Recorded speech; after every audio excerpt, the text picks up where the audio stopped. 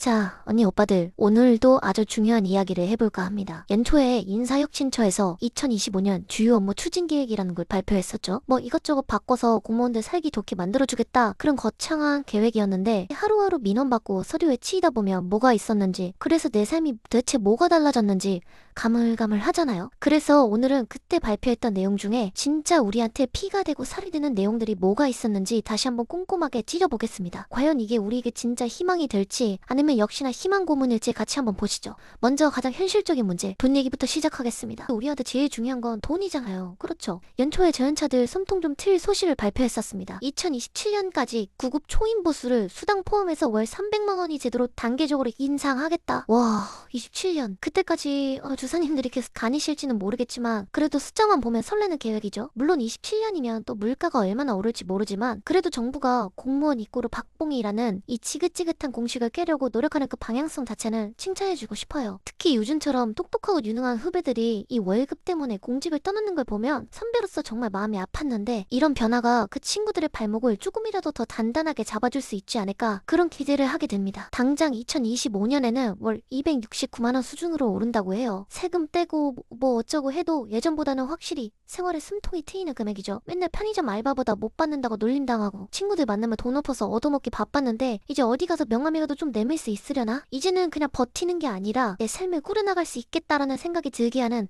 아주 중요하고 의미 있는 첫 걸음이라고 생각합니다. 그리고 또 하나, 무주택 공무원들 주거 부담 덜어주려고 서울, 세종 같은 노른자 땅에 임대주택 공급을 확대한다고 했습니다. 특히 저연차, 신혼부부 공무원들한테 최우선으로 배정해준다고 하니까 이거 진짜 괜찮은 것 같아요. 영끌에서 집 사느라 허리 휘고 월급의 절반을 월세로 바치는 동기들 보면서 정말 남일 같지 않았거든요.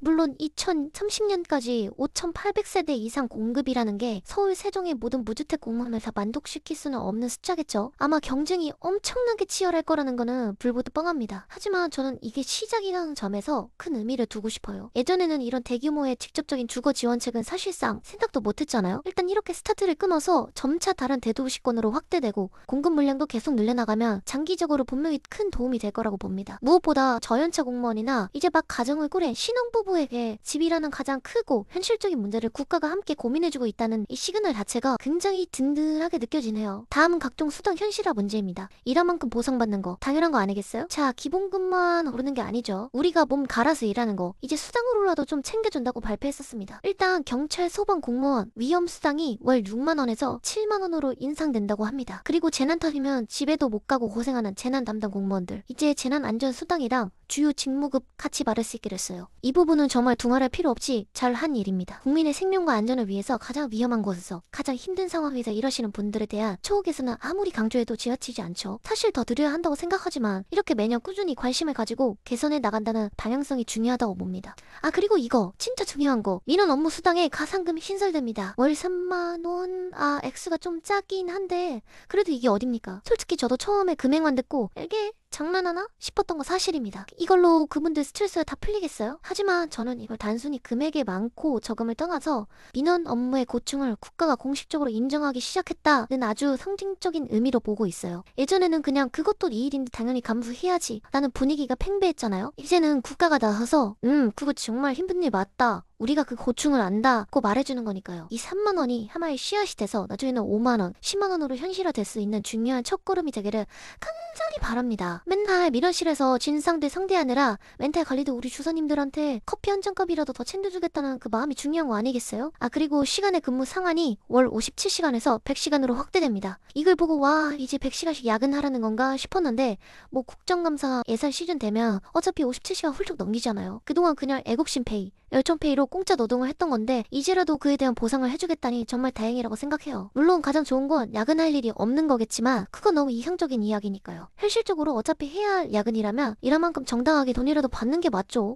이걸 비판적으로만 볼 게 아니라 그동안 비정상적이었던 초과근무 보상 체계를 현실화하는 과정이라고 이해하는 게 더 맞을 것 같습니다. 구급 시간의 근무 단가도 쥐꼬리만큼 올려준다고 하고요. 다음은 우리의 몸과 마음에 대한 이야기, 재해, 재활 지원 강화입니다. 요즘 진짜 마음 아픈 소식들 많이 들리잖아요. 거예요. 마음 아픈 동료들 생각하면 참 그래서 그런지 이런 지원 제도를 강화한다고 합니다. 일단 공무원 마음건강센터를 확대하고 이걸 나중에는 신체 건강까지 통합 관리하는 건강안전센터로 바꾸는 방안도 마련한대요. 이 부분은 정말 비판할 게 하나도 없는 100% 칭찬해주고 싶은 정책입니다. 사실 공무원이 정신적으로 얼마나 힘든 직업인지 외부에서는 잘 모르잖아요. 우리는 항상 완벽해야 하고 실수하면 안 되고 국민을 위해 봉사해야 한다는 엄청난 압박감에 시달립니다. 그런 상황에서 마음이 병드는 건 어쩌면 당연한 일일지도 모르잖아요. 그런 우리에게 아프면 쉬어가도 괜찮다, 국가가 너를 돌봐주겠다고 말해준 것과 같아서 정말 좀 뭉클하기도 합니다. 잘한 일은 잘했다고 칭찬해줘야죠. 국가를 위해 헌신한 분들에게는 그에 합당한 최고의 예우를 해드리는 게 당연한 국가의 책무죠. 늦었지만 이제라도 정상화로 돌아오는 것 같아 정말 다행입니다. 자, 마지막으로는 공직문화, 근무혁신 이런 거창한 얘긴데요. 이원 근무를 주 40시간에서 주 80시간으로 확대 운영한대요. 근데 이거 언니 오빠들 혹시 유연근무제 제대로 써보신 분 계신가요? 이 제도의 취지는 너무나도 좋습니다. 일과 삶의 균형, 워라밸을 찾는 거잖아요. 일부 영구직처럼 개인 단위로 업무를 처리하고 대면 업무가 적은 곳에서는 정말 좋은 제도가 될 수도 있을 것 같아요. 근데 일반직 공무원들 같은 경우는 팀장님 눈치 보여서 출퇴근 시간 10분 땡기는 것도 힘든데 주 80시간? 하루는 빡세게 10시간 일하고 다음날은 6시간만 하고 칼퇴하고 이런 상으로는 가능한데 이게 진짜 우리의 현실이 될까요? 내가 오늘 10시간 일했다고 내일 2시간 일찍 퇴근하면 그 2시간 동안 내 자리에 와서 기다리는 민원인들은 어떡하죠? 갑자기 터지는 요구 자료는 어떡하고요? 결국 내 동료가 내일 일까지 떠맡아야 하는 상황이 생길 수도 있어요. 이게 현실적으로 잘 운영되려면 단순히 제도만 도입할 게 아니라 각 부서의 업무 특성에 맞는 인력 충원이나 업무 부담 시스템 개선 같은 후속 조치가 반드시 따라야 한다고 생각합니다. 그래서 이건 좋다 나쁘다를 말하기보다는 아직은 물음표와 말이 남는다고 정리하는 게 맞을 것 같아요. 혹시라도 이 제도를 잘 활용하고 계신 분이 있다면 정말 댓글로 노하우 좀 공유해주세요. 저도 배우고 싶습니다. 이미 제 공식사가 끝나긴 했지만 아무튼 오늘은 공무원 처우 개선 내용들을 싹 훑어봤습니다. 100% 만족스럽진 않죠. 아쉬운 점도 분명히 있고요. 그래도 맨날 우리 보고 눅하려비니 뭐니 조롱만 하다가 이렇게 뭐라도 챙겨주는 신용이라도 하는 거 보니까 끔은 기분 나아지는 것 같기도 하고 이런 변화들이 하나둘 식사해서 5년, 10년 뒤에는 우리 후배들이 좀 더 나은 환경에서 자부심 갖고 일할 수 있는 토대가 될 거라고 믿습니다.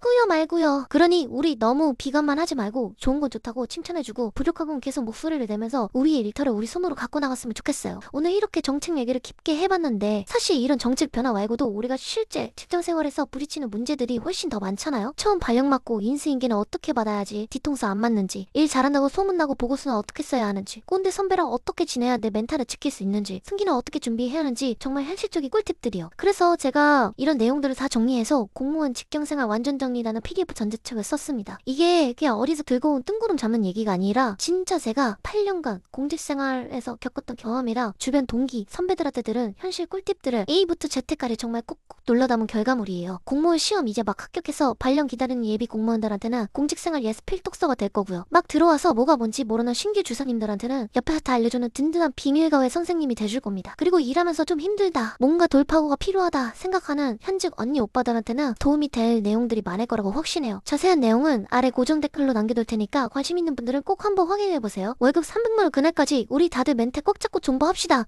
감사!